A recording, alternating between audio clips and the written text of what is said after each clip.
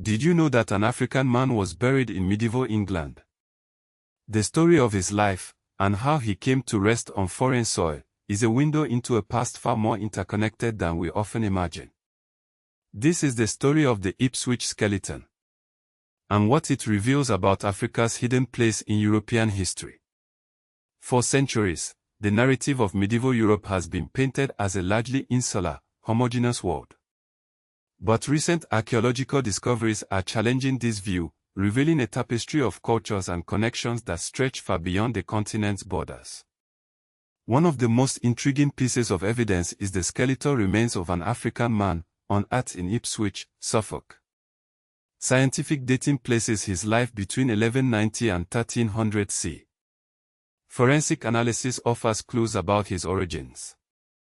Isotopic analysis of his teeth suggests he likely came from North Africa, or possibly Southern Europe. But how did a man of African descent find himself in medieval England? The answer lies in understanding the complex networks of trade, pilgrimage, and migration that crisscross the medieval world. While rare, his presence isn't entirely unprecedented. Historical records document the presence of Africans in various parts of Europe during this period, often as merchants, servants, or even enslaved people. The Ipswich skeleton, however, offers a tangible link to this often overlooked aspect of medieval life. His story challenges the simplistic racial narratives that often dominate our understanding of the past.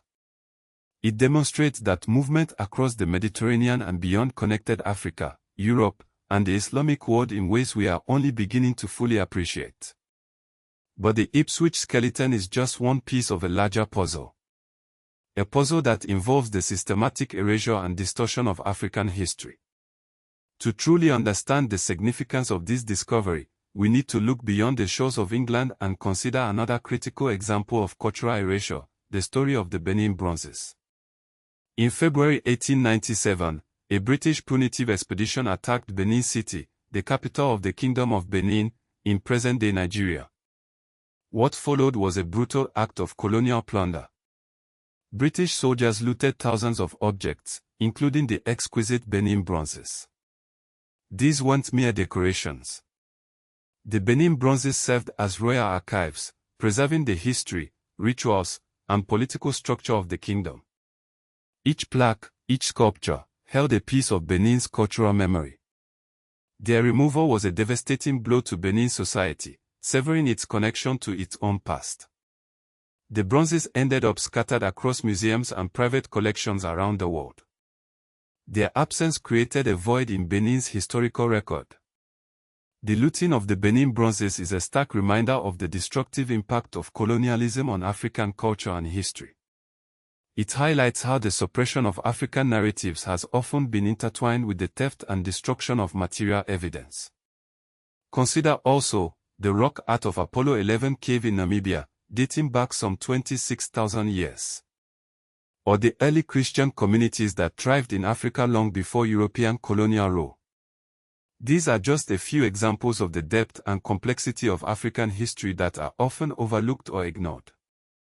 The Benin bronzes have become a potent symbol in the global debate over cultural restitution. Should these objects be returned to their rightful owners?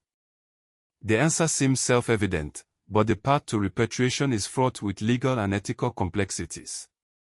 Museums argue that they provide access to these artifacts for a global audience.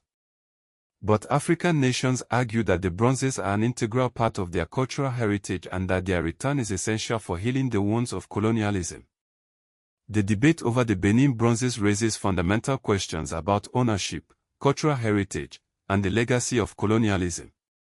The case of the Ipswich skeleton, and the story of the Benin bronzes, both have profound implications for modern Africa.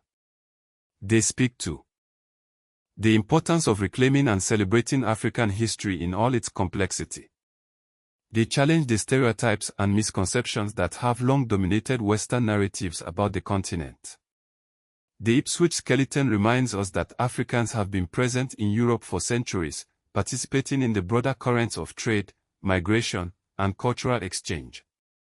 The Benin bronzes highlight the importance of preserving and protecting African cultural heritage from further exploitation and erasure. Ultimately, these stories are about more than just historical facts and artifacts.